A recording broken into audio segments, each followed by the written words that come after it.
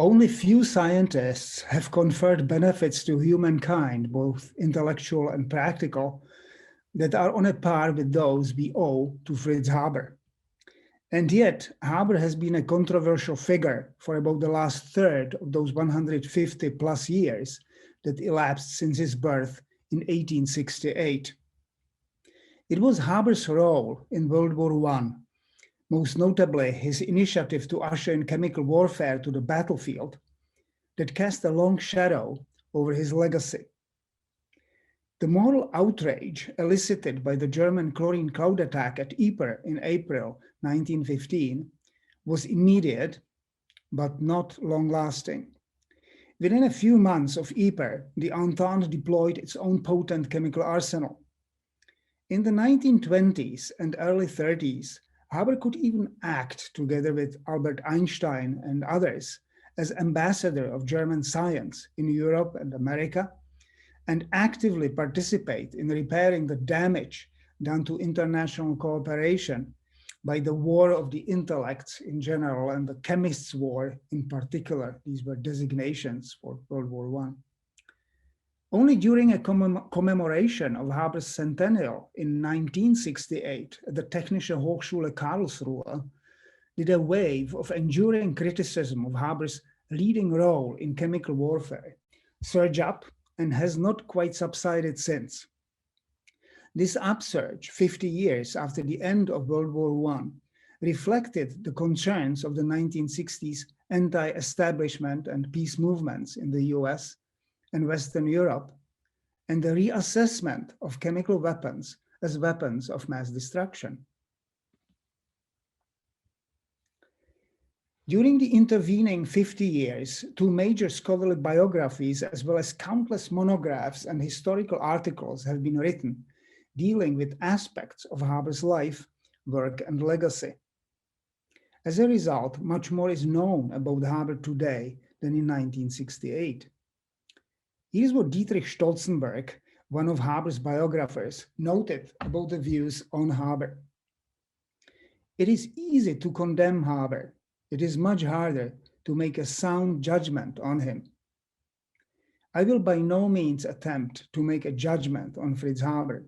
Instead, I will try to present a sound selection of what I think should be considered when forming an opinion about Fritz Haber. So let me start from the beginning. Fritz Jakob Haber was born on December 9, 1868, in the then sprawling city of Breslau, Prussia, today Polish Bretislav, into a well-to-do Jewish family. His father was a wealthy merchant, a leading indigo importer. His mother died from complications of childbirth 3 weeks into his life. The parents were first cousins from the paternal side, so had the same family name, Haber, even before marriage. The father remarried, and the female element in Haber's childhood was mainly represented by his affectionate stepmother and 3 stepsisters. Fritz, the only son, ended up attending a traditional humanistic high school closely affiliated with the largest Protestant church in Breslau. Half of its pupils were Jewish. Fritz was a good student, but not an outstanding one.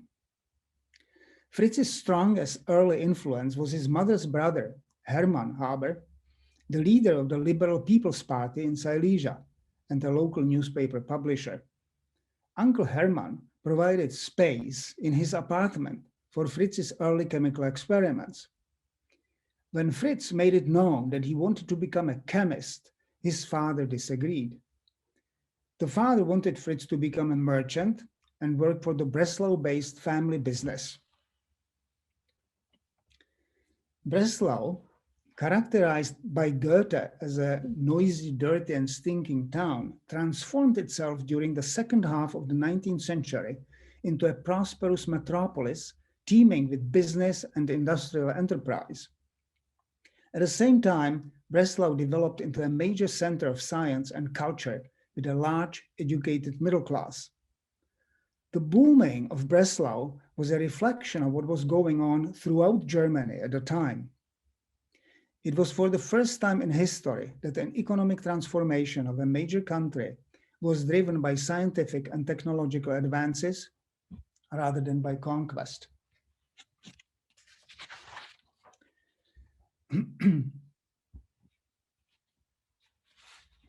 The era of academic and cultural prosperity that Bretislav had enjoyed coincided with the childhood and youth of Fritz Haber.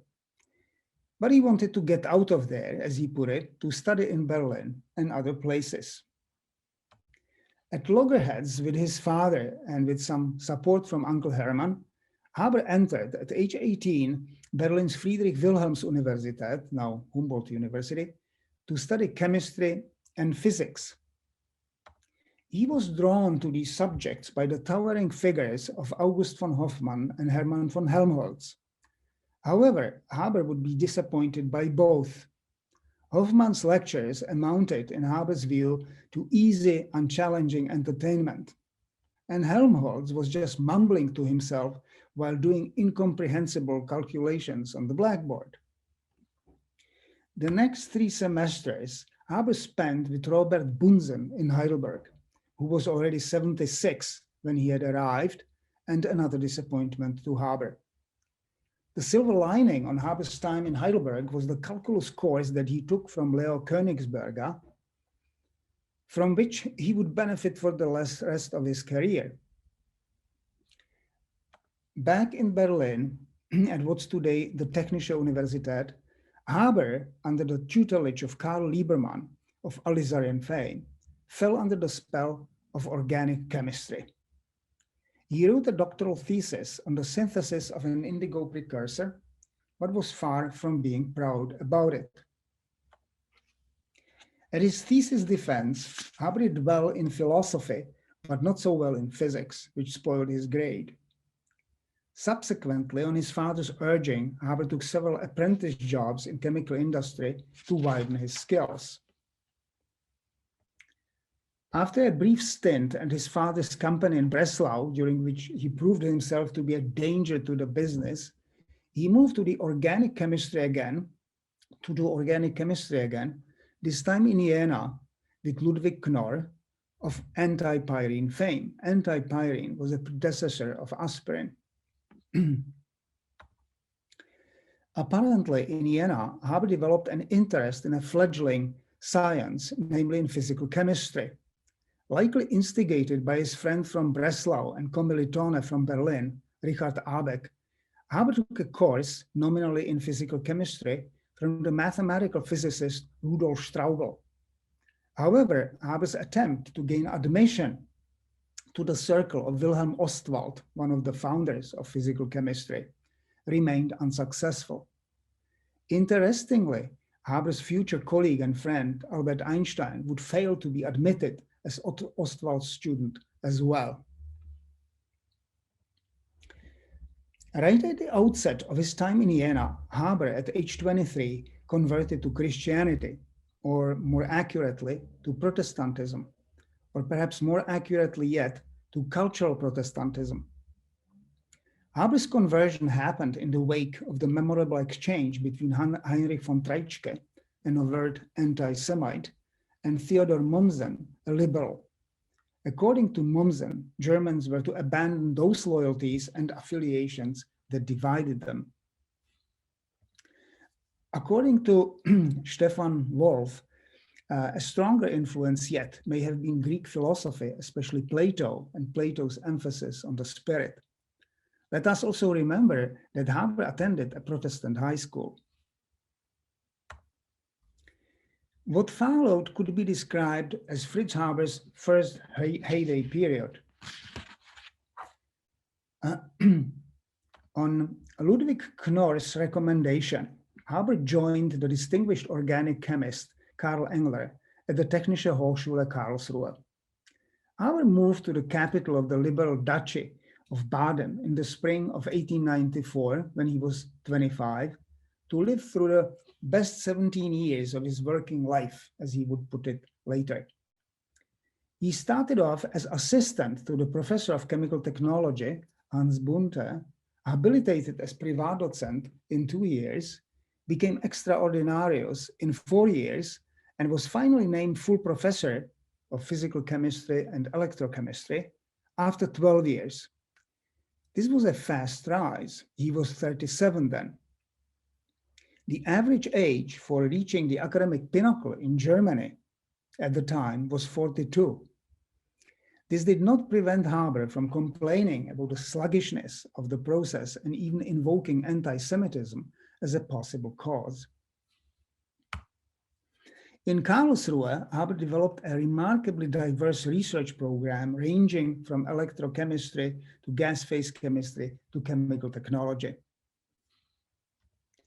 Haber's crowning achievement at Karlsruhe was the catalytic synthesis of ammonia from its elements. The need to find new ways of replenishing agricultural soil with nitrogen in a form that can be metabolized by plants was articulated in 1898 by William Crookes and was widely perceived as a challenge. In Sir William's words, the fixation of atmospheric nitrogen is one of the great discoveries awaiting the genius of chemists. It was one of the most publicized speeches of its time.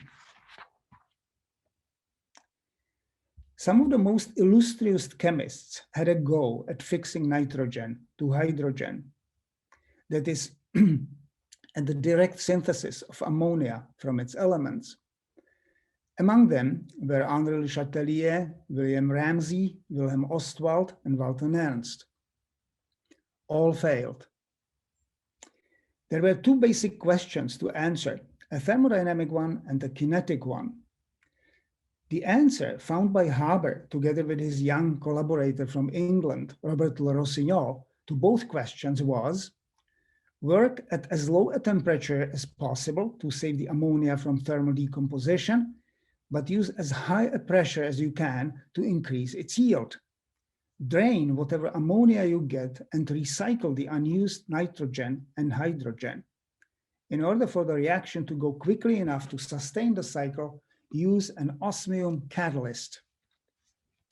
Here is a schematic of the iconic Le Rossignol-Haber laboratory apparatus, out of which the first synthetic ammonia began to drip. At a temperature of 550 centigrade and at a pressure of 175 atmospheres, the yield of ammonia was 8%. This would correspond to a single pass of the reagent gases. The multiple cycling enabled a yield of over 90%.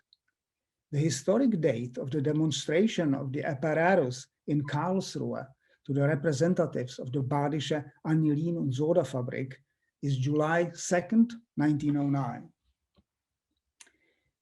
Haber claimed the patent rights for the catalytic synthesis of ammonia from its elements and recognized Le Rossignol's contribution to the feat by yielding 40% of the royalties to him.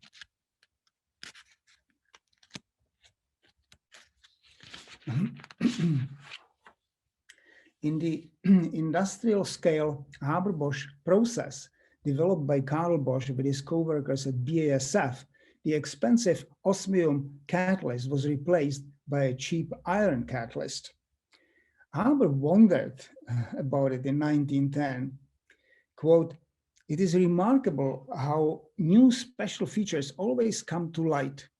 Here iron, with which Ostwald had first worked and which we later tested 100 times in its pure form, is now found to function when impure." What happened was that Bosch and his co-worker Alvin Mittasch made use of Swedish iron ore, which introduced aluminum and potassium as beneficial impurities that acted as promoters of iron's catalytic activity.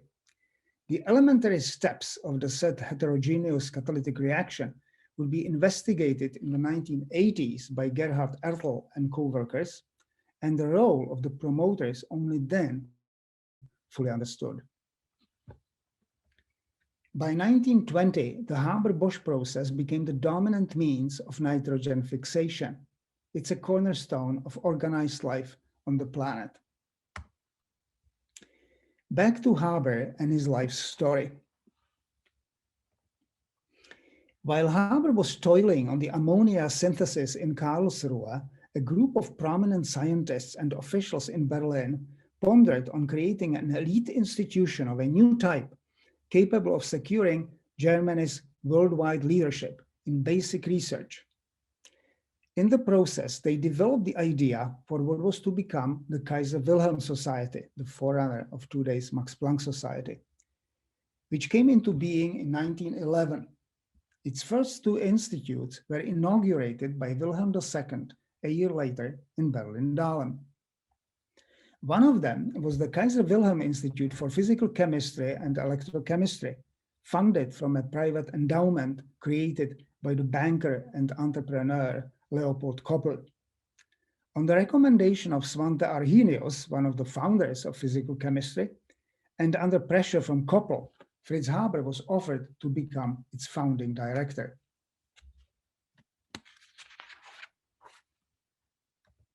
It was an offer that Haber could not resist. He was guaranteed a generous operating budget, the status of a state official, honorary professorship at the Berlin University, and membership in the Prussian Academy. The institute was designed to Haber's image by the chief imperial architect Ernst von Ihne and included a director's mansion that served as Haber's residence, as the building on the right. The photo on the left shows Haber and his scientific staff shortly after they settled in Berlin. Among Haber's early staff members was the pioneer of quantum statistical mechanics, Otto Zakur.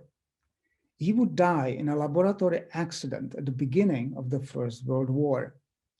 Zakur was a close friend of Haber's first wife, Clara, née Immerwahr. And there was also Albert Einstein, whose arrival in Berlin in 1914, orchestrated with Haber's help, made Berlin's academic luster even brighter. Einstein and Haber developed quickly a close personal relationship.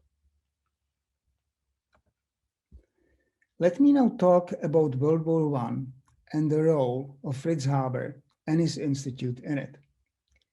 In keeping with his patriotism, Haber applied himself in extraordinary ways to aid the German war effort and became, in the process, the driving force behind the development of chemical warfare in Germany.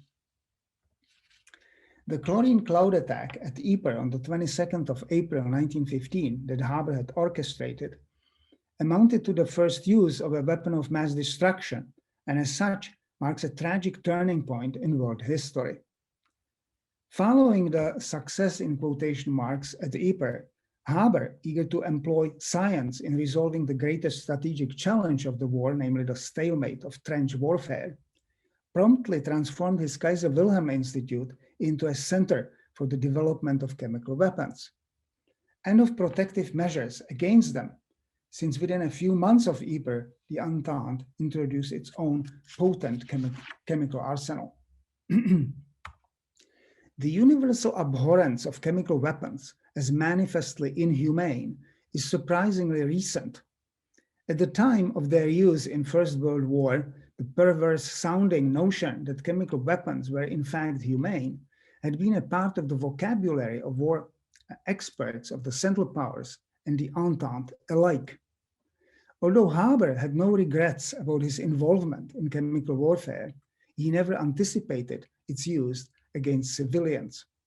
As Daniel Charles put it, in this respect, Haber's imagination remained trapped in the 19th century. Gruesome as they were, chemical weapons have been banned only since 1997, when the Chemical Weapons Convention was finally ratified. The development of chemical weapons was by far not the only involvement of Haber's in the German war effort. Germany was the world's largest importer of Chilean saltpeter, sodium nitrate, used for the production of both fertilizers and explosives. With its supply cut off by the British naval blockade, the German government quickly recognized the need for alternative sources of nitrates and other war chemicals. Fritz Haber promptly found his way into the circle of Germany's decision makers. He was behind the so-called saltpeter coup, in which BASF monopolized much of Germany's production of nitrates via oxidation of ammonia, produced in turn by the Haber-Bosch process. For better or worse, it was the production of nitrates by the German chemical industry that enabled Germany to sustain her war endeavor. Let me add that although Germany lost the war, its chemical industry did not. In fact, its massive buildup, funded in large part by state loans, could never have happened in a peace economy. Moreover, the loans had actually not been paid back because of hyperinflation that descended upon Germany after the war. Let me now talk briefly about Fritz Haber's first wife, Clara.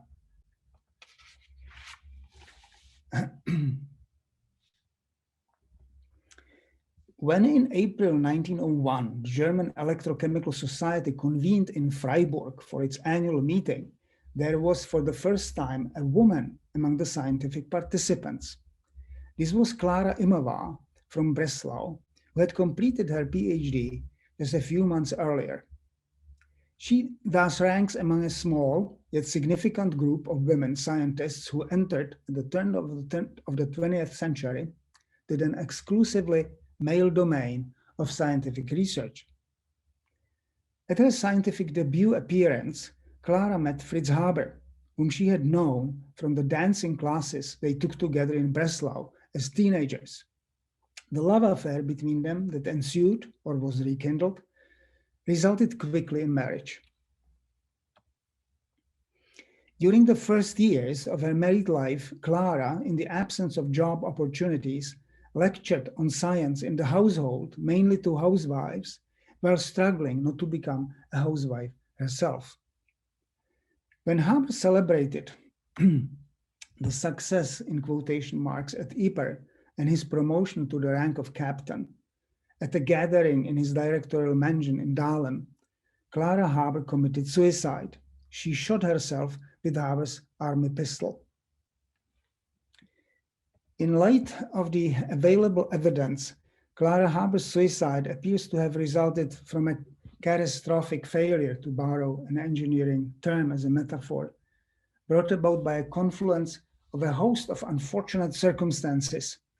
These included, apart from her unfulfilling life, Haber's philandering, the premature deaths of her PhD advisor and confidant Richard Abeck and of her friend and kommilitone Otto Zakor, as well as the death and destruction of the war itself, amplified by the horrors of chemical warfare. Her admirable feat of graduating with magna cum laude in chemistry in 1900 Prussia was not only unusual, but also difficult, or unusual because it was difficult.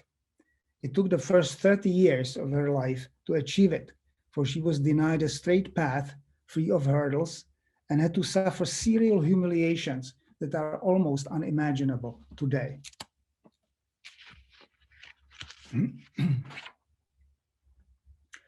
Fritz Haber remarried in 1917. His second wife, Charlotte Nathan, was a manager of the club Deutsche Gesellschaft 1914, where she and Haber likely got to know each other. In their wedding picture, they are shown with Hermann, the only child of Fritz and Clara. Fritz and Charlotte had two children, Ludwig and Eva. Ludwig, an economic historian, wrote The Poisonous Cloud, an authoritative volume on chemical warfare in World War I. Ludwig was motivated to write the book by what he witnessed at his father's centennial in Karlsruhe in 1968. When World War I finally ended, largely due to the economic collapse of Germany, the victorious powers compiled a list of 895 alleged war criminals with the Kaiser on top of the list. Haber's name was also included, but dropped later for reasons that are not entirely clear. In the end, nobody was extradited anyway.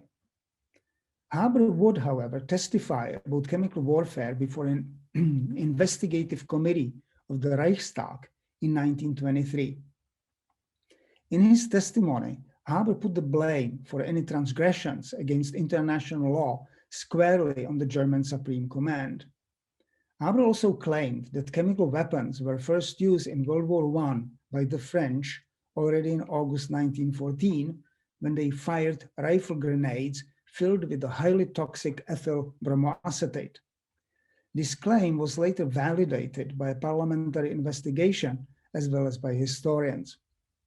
The early French chemical attacks were ineffective and thus remained largely unknown because of the low concentrations achieved of the gruesome poison. When Haber received the 1918 Nobel Prize in Chemistry for finding a way for making bread from air, this is his metaphor, by the way, there was no mention during the Nobel proceedings of gunpowder from air at all, not to speak about Haber's involvement in chemical warfare of poison instead of air. Let me add that the award was made at a considerable risk not only to the reputation of the Royal Swedish Academy, but even to the neutrality of Sweden as a country in the New World Order.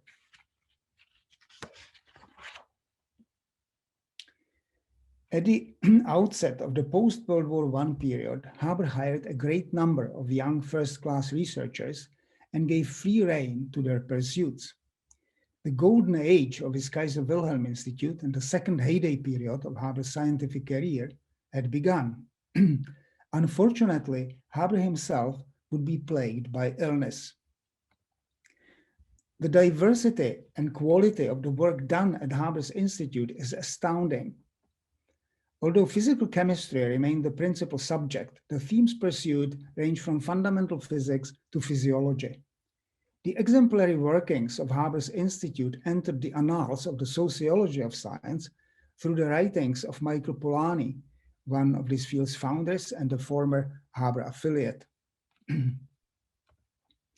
At the same time, Haber was able to secure adequate funding, mainly through his contacts with industry. Funding was also provided by the Notgemeinschaft der Deutschen Wissenschaft, the forerunner of today's Deutsche Forschungsgemeinschaft, which Haber co-founded in 1920. Haber also co-founded the Japan Institute. Like during the war, Haber made Germany's problems his own after the war. Between 1920 and 1926, Haber toiled on the secret patriotic Gold from Seawater project in an attempt to help to meet Germany's financial obligations under the Versailles Treaty. But the concentration of gold in seawater turned out to be too low, and so the project had to be scrapped. Haber must have been unimaginably busy during this period.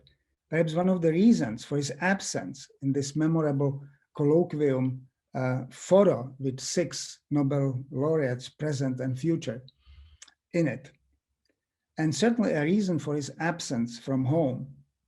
In 1927, he broke up with his second wife, Charlotte, and from 1930 on, it was his stepsister, Elsa, who would lead Haber's household for the remaining 4 years of his life. Haber, however, is present in this unique photo as Mr. Chemistry, playfully perched on one of the armrests of the sofa, while Mr. Physics, that is Einstein, occupies the other. James Frank, flanked by his wife Ingrid and by Lise Meitner, jokes with his assistant Hertha Sponer, while Otto Hahn makes himself ready to jump in the conversation. Standing in the back are Gustav Hertz, as well as other distinguished physicists and chemists. This photo embodies what the Austrian-American biochemist and essayist Erwin Chargaff must have meant when he characterized Berlin during the Weimar era as the very empyrean of science, the highest heaven of science.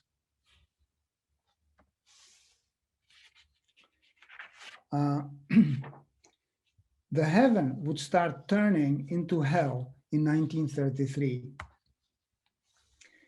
With the Nazis at the helm, Germany was done with the Jew Haber, in the words of Bernhard Rust, the infamous Kultusminister. Haber became a persona non grata under the Nazis, who would deny him credit for anything they viewed as admirable including, ironically, Haber's involvement in chemical warfare. After the promulgation of the law for the restoration of the professional civil service in April 1933, Haber found himself under the obligation to dismiss all his co-workers of Jewish descent. Haber soon realized that what remained for him to do was to help to secure a future abroad for his people and to quit. Haber handed in his resignation on April 30th, 1933, with these memorable words: "My sense of tradition requires of me that I only choose staff members according to their professional abilities and character, without regard to their racial makeup." Haber received job offers from Britain, France, Japan, and British Mandate Palestine. In the fall of 1933, he joined Sir William Pope at Cambridge University. Sir William had worked for the British Chemical Warfare Service in World War I. He developed a new synthesis of mustard gas. From his hotel in Cambridge, Haber wrote to Pope the following lines: "My most important goals in life are that I not die as a German citizen and that I not bequeath to my children and grandchildren the civil rights of second-class citizenship as German law now demands. The second thing that's important to me is to spend my last years in a scientific community with honor but without heavy duties." During his 2-month stay at Cambridge, Haber wrote his last paper on catalytic decomposition of hydrogen peroxide. According to Haber's stepsister Elsa, it cost him the last ounce of his strength. One can see that the distribution of Haber's publications over the timeline of his life is bimodal. The two peaks corresponding to the heyday periods of his scientific career at Karlsruhe and Berlin are separated by the low point of World War I. During his time in exile, Haber seriously considered heeding the invitation from Chaim Weizmann to join him in his effort to build academic institutions in British Mandate Palestine.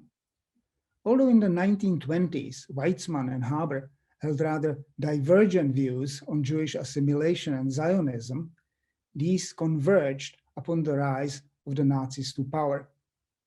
In his exchange with Einstein during the summer of 1933, Haber noted, quote, "I was never in my life so Jewish as now." Weizmann encouraged Haber to come to Palestine with the words, "It will be a return home for you, your journey's end." Had it not been for his ill health, Haber would have likely assumed a leading position at what is today the Weizmann Institute of Science in Rehovot, as well as played a direct role in shaping other academic institutions, including the Hebrew University of Jerusalem.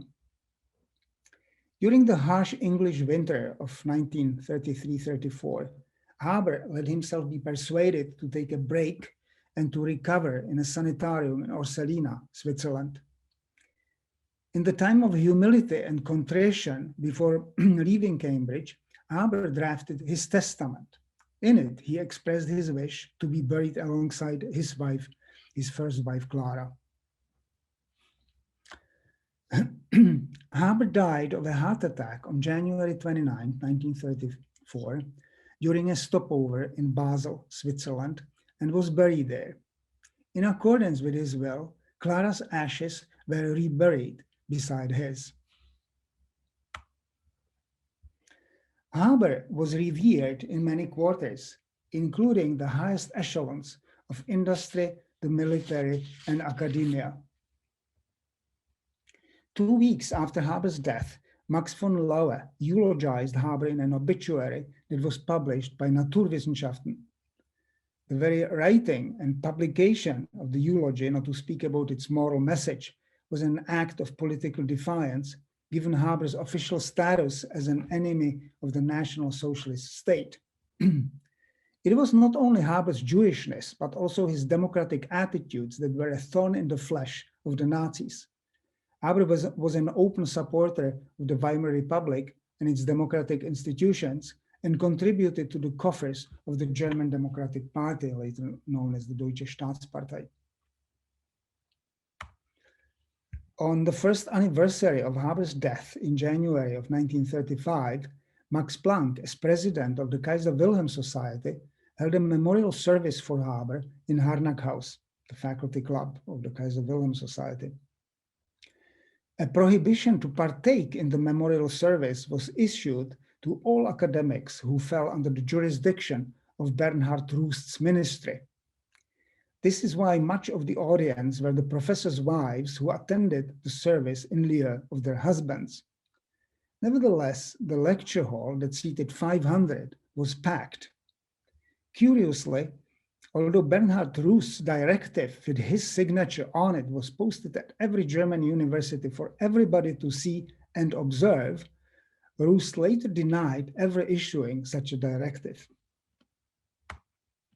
Max von Laue and Karl Friedrich Bonhoeffer became key figures in the reconstruction of German academia after the Second World War. Their great scientific reputation and irreproachable past had made them uniquely qualified for such a role. And it was von Laue and Bonhoeffer who put forward the initiative to rename Haber's Kaiser Wilhelm Institute after its founding director. Because of Haber's principled attitude towards the Nazis and the banishment that he had to suffer as a result, there was a strong anti-Nazi component to the renaming. Moreover, upon Haber's death in exile, Einstein noted that Haber's love for his country was unrequited. The renaming of the institute after Haber therefore signaled that Haber's affection for his country was not unrequited after all, and that there was no room for Nazism in Germany anymore. Thank you for your attention.